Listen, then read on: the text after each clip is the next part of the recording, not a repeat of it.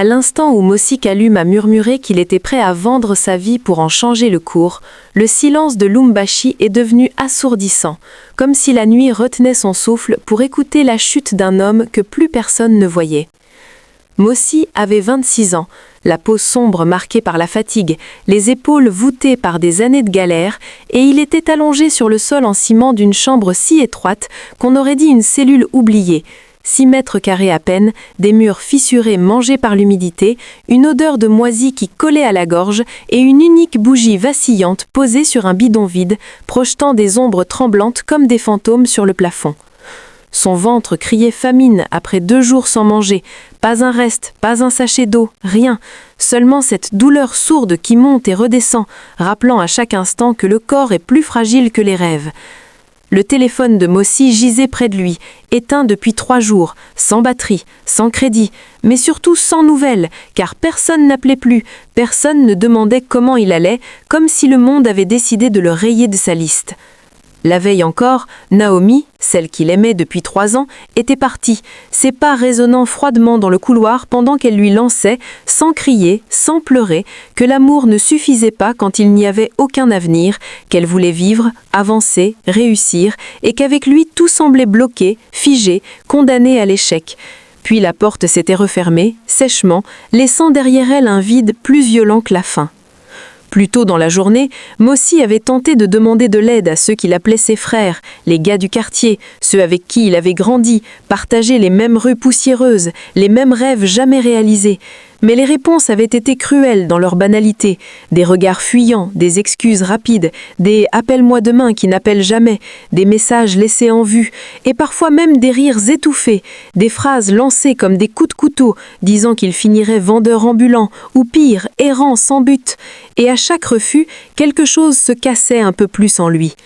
Maintenant, recroquevillé sur le sol froid, enveloppé dans un vieux pagne troué, Mossy regardait le plafond comme s'il espérait y voir apparaître une réponse, ses yeux brillants de colère contenue et de honte, et dans ce silence pesant, seulement troublé par un chien qui aboyait au loin et un moteur qui passait dans la rue, il avait murmuré ces mots qu'on ne devrait jamais dire quand on est brisé, appelant Dieu, les ancêtres, les esprits, n'importe quelle force capable de l'entendre, jurant qu'il était prêt à tout pour sortir de cette vie, absolument tout, même à signer un pacte, sans imaginer que le désespoir est parfois une signature suffisante.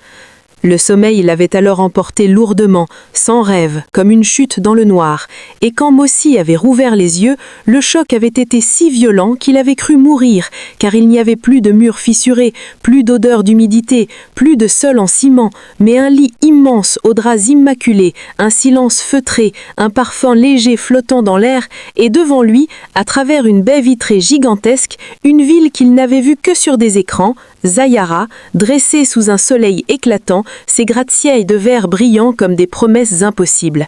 Son cœur battait à rompre sa poitrine. Il s'était redressé d'un bond, avait regardé ses mains, découvert un costume parfaitement ajusté sur son corps, une montre lourde et brillante à son poignet, des chaussures en cuir lustré, et ses jambes tremblaient pendant qu'il avançait lentement, touchant les murs, le sol, comme pour vérifier que tout était réel. Un téléphone dernier cri posé sur une table s'était alors allumé tout seul, émettant un léger bip qui avait résonné dans le silence, affichant un message simple, froid, presque inhumain, lui souhaitant la bienvenue et l'informant qu'il était désormais bénéficiaire d'un accord avec une seule règle, dépenser une somme précise avant minuit, chaque jour, sans exception, sous peine de mort. Mossy avait reculé, la gorge sèche, le souffle court, et avant même qu'il ne puisse crier ou fuir, une voix calme, sans émotion, avait résonné dans sa tête, répétant la règle comme une sentence. Pendant quelques secondes, la peur l'avait paralysé. Puis quelque chose s'était fissuré en lui, lentement, dangereusement, car quelques heures plus tôt, il n'était rien, invisible, affamé, et maintenant il avait tout, l'argent, les regards, le pouvoir, et malgré l'angoisse, une excitation nombre montait dans sa poitrine, celle de l'homme qui passe de l'ombre à la lumière sans transition. Il avait quitté la suite, traversé des halls de marbre où les regards se posaient sur lui avec respect, monté dans une voiture luxueuse, senti pour la première fois ce que cela faisait d'être attendu, servi, admiré, et pendant que la ville s'ouvrait devant lui, pendant que les sourires remplaçaient les moqueries, une pensée lourde et silencieuse prenait déjà racine au fond de son esprit comme un avertissement que personne ne lui avait donné. Si cette richesse est arrivée aussi vite, combien de temps lui restera-t-il avant qu'elle ne réclame son vrai prix ? Les premiers jours, Mosi Kallum a cru qu'il avait gagné contre la vie. Et cette certitude se lisait dans sa démarche, dans la façon nouvelle dont il relevait la tête en traversant les halls de marbre de Zayara, dans le silence respectueux qui s'installait quand il entrait quelque part. Mais derrière cette facette de puissance, quelque chose de sourd commençait déjà à grincer, comme un mécanisme invisible prêt à casser. Chaque matin, avant même qu'il n'ouvre complètement les yeux, son téléphone vibrait doucement sur la table de nuit, toujours à la même heure, toujours avec le même message impersonnel qui s'affichait sans signature, sans émotion, lui rappelant le montant exact à dépenser avant minuit. Et à chaque fois, Mosi ressentait un léger pincement au cœur, une tension discrète qu'il chassait en se levant rapidement, comme s'il refusait de lui donner de l'importance. Il passait ses journées à consommer la ville, à la dévorer sans vraiment la regarder, achetant des montres hors de prix qu'il ne prenait même pas le temps d'essayer, réservant des tables dans des restaurants où les assiettes arrivaient avant qu'il n'ait fini de parler, changeant de voiture comme on change de chemise, filmant tout, montrant tout, parce que le regard des autres était devenu sa nouvelle nourriture. Pourtant, dans les moments de pause, quand le bruit retombait, quand la musique s'arrêtait, quand il se retrouvait seul face à une vitre immense donnant sur la ville, il restait parfois immobile, les mains posées sur le verre froid, observant les lumières au loin sans vraiment les voir. Et dans ces instants-là, le silence devenait trop lourd, presque oppressant. Il remarquait que les gens autour de lui riaient beaucoup, mais n'écoutaient jamais vraiment, qu'ils parlaient d'argent, de fêtes, de voyages, mais jamais de ce qu'ils ressentaient.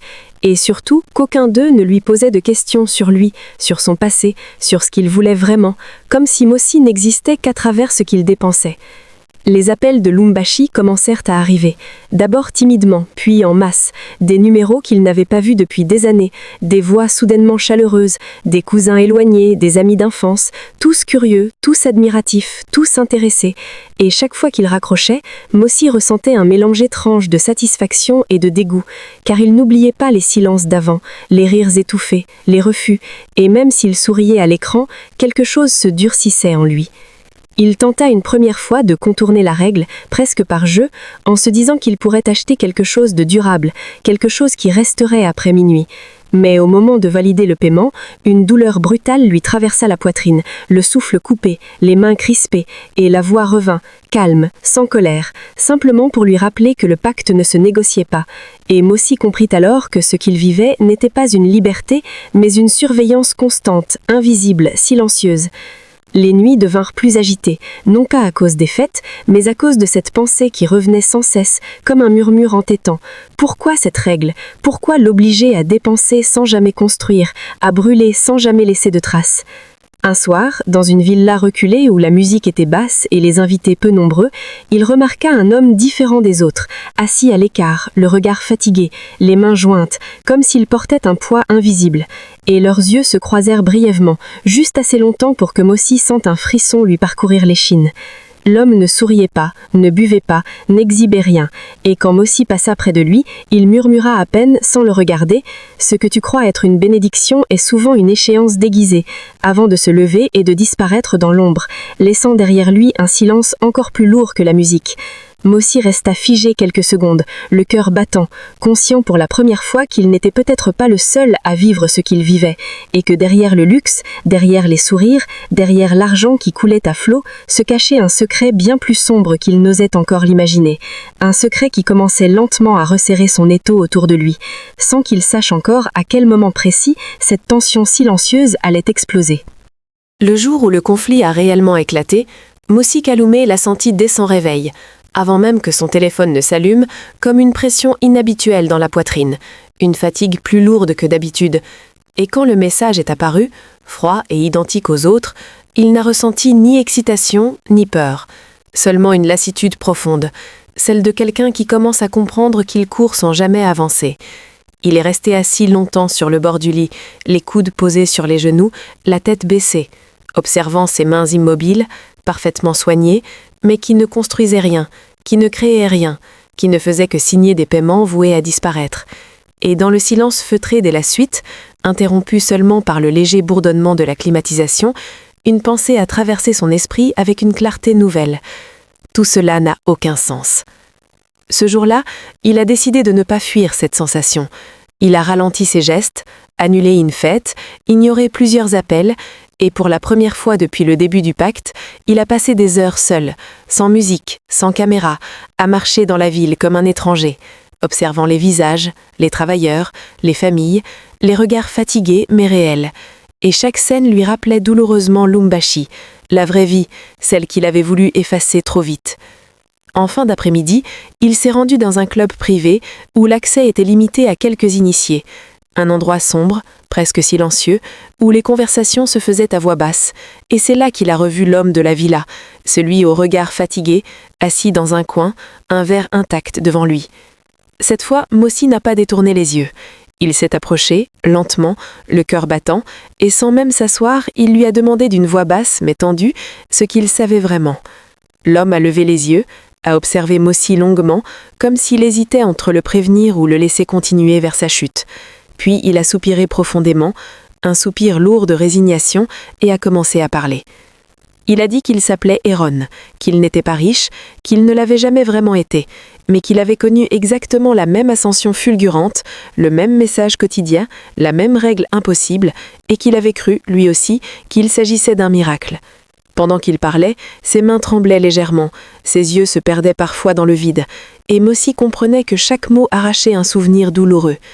Héron lui a expliqué qu'il n'existait aucun contrat visible, aucune signature, seulement un consentement donné dans un moment de désespoir, et que ce consentement suffisait à lier quelqu'un à une force qui ne cherchait pas l'argent, mais l'âme, pas le sacrifice immédiat, mais la transformation intérieure. Il lui a raconté les autres, ceux dont il avait entendu parler, des hommes apparus du jour au lendemain sur les réseaux, dans les médias, tous brillants, tous excessifs, tous convaincus d'avoir gagné, et qui avaient disparu sans laisser de traces après quelques semaines ou quelques mois.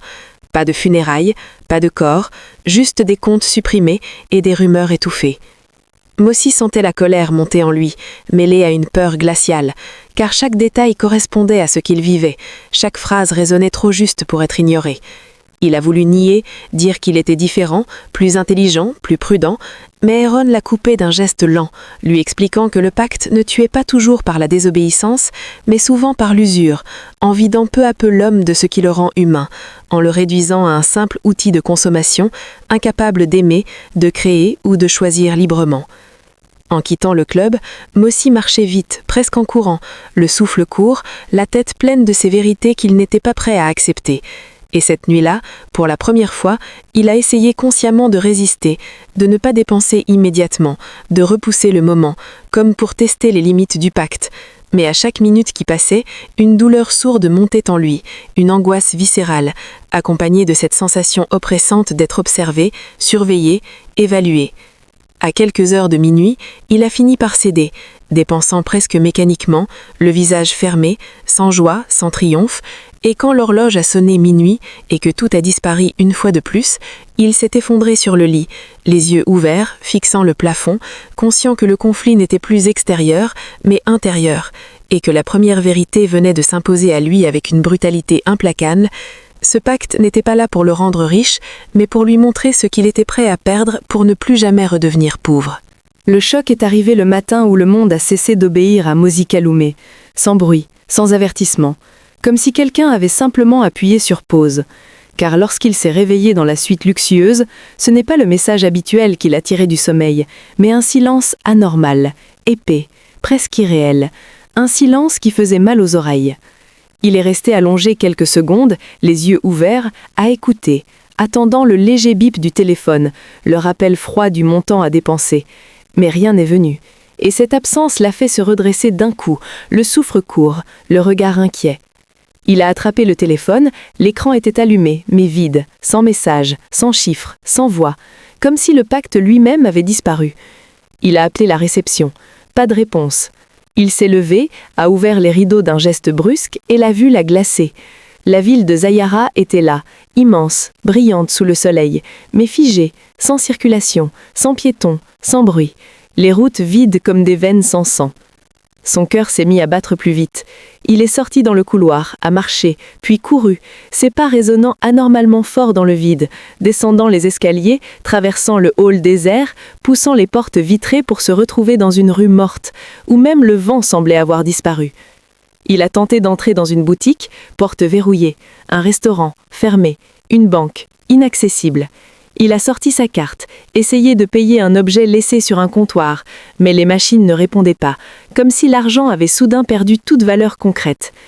Les heures ont commencé à s'écouler lentement, cruellement, et à chaque regard sur l'heure, la panique montait un peu plus, car il comprenait enfin que la règle n'était pas seulement de dépenser, mais de pouvoir dépenser, et que ce pouvoir pouvait lui être retiré à tout moment. À mesure que le soleil descendait, Mossy sentait ses mains trembler, sa gorge se nouer, son esprit s'emballer, et à 22 heures passées, il était de retour dans la suite, assis au milieu du luxe inutile, les épaules affaissées, le regard vide, quand son téléphone s'est enfin rallumé, affichant une phrase simple, glaciale, définitive. « Tu as cru que l'épreuve était Rexay, l'épreuve était le choix. » À cet instant précis, tout s'est éclairé dans son esprit, comme une gifle brutale. Le pacte n'était pas là pour le pousser à consommer, mais pour observer ce qu'il ferait quand tout lui serait permis, pour mesurer sa capacité à penser aux autres, à donner sans attendre, à utiliser l'argent autrement que pour flatter son ego ou se venger de son passé. La richesse n'était pas une récompense, mais un révélateur, un miroir cruel tendu à son âme. Les larmes lui sont montées aux yeux quand il a compris que jusqu'ici, il avait échoué, jour après jour, non pas parce qu'il avait dépensé, mais parce qu'il n'avait jamais donné avec le cœur. Dans un geste désespéré, presque instinctif, il a commencé à transférer l'argent, appel après appel, montant après montant, à sa mère qu'il avait négligée, à son père malade qu'il n'avait pas osé affronter, à une tante oubliée, à 2 amis pauvres du quartier qu'il n'avait jamais cessé d'aimer en silence, ses doigts glissant sur l'écran pendant que les minutes s'écoulaient, pendant que son souffle s'est calmé enfin. À 23h58, il a atteint le montant exact. Il a posé le téléphone, s'est laissé tomber sur le lit, épuisé, vidé, mais étrangement apaisé. Et alors que l'horloge approchait de minuit, une dernière pensée a traversé son esprit, lourde et terrifiante à la fois.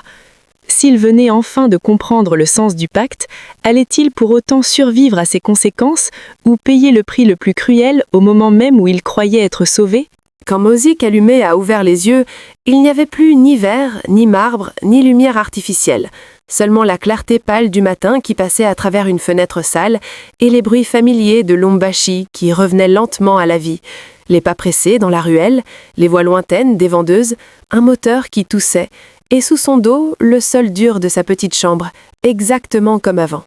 Il est resté immobile de longues secondes, le regard fixé au plafond fissuré, le souffle court, le cœur battant, cherchant un signe, une montre, un téléphone, une trace de Zayara.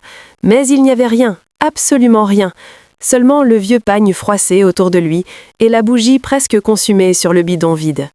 Il s'est redressé brusquement, a regardé ses mains, puis ses pieds nus sur le ciment froid, et une vague d'émotion l'a traversé, un mélange violent de soulagement, de tristesse et de honte, car il comprenait maintenant que tout était terminé, que le pacte l'avait relâché, mais pas indemne.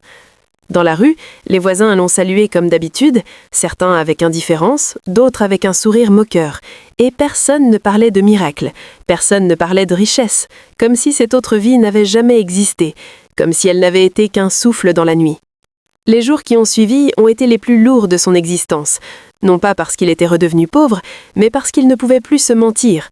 Chaque regard, chaque silence, chaque difficulté lui rappelant ce qu'il avait cherché à fuir trop vite. Pourtant, quelque chose avait changé en profondeur. Il appelait sa mère sans raison, juste pour entendre sa voix. Il allait voir son père malade sans promesse d'argent, seulement avec sa présence. Il acceptait de petits travaux, des tâches modestes, parfois humiliantes, mais il ne baissait plus les yeux, car il savait désormais que sa valeur ne dépendait ni des montres qu'il portait, ni des regards qu'on posait sur lui.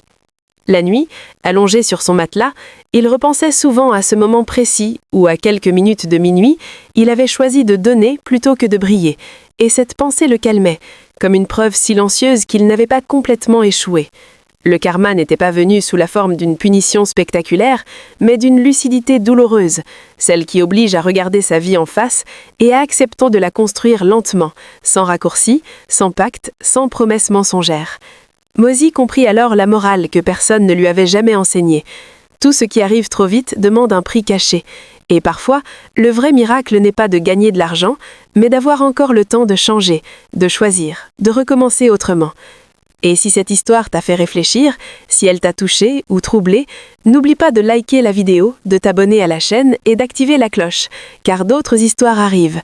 Des histoires qui rappellent que même dans l'ombre la plus profonde, il existe toujours un chemin vers la lumière.